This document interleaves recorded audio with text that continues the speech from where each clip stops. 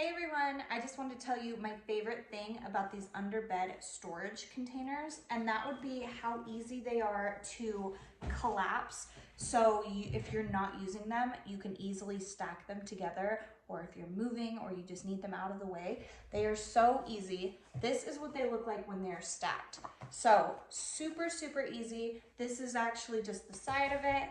And then on here, you have just the little boards. These can go on the inside of it.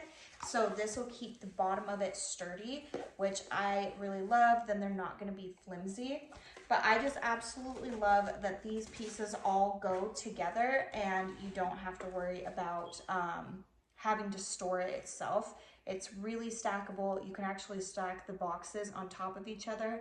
I have a tall bed, so I can easily stack two on top of each other and they just fit perfectly. So such a space saver even when you're not using them. I just think they're great. So I hope this is helpful.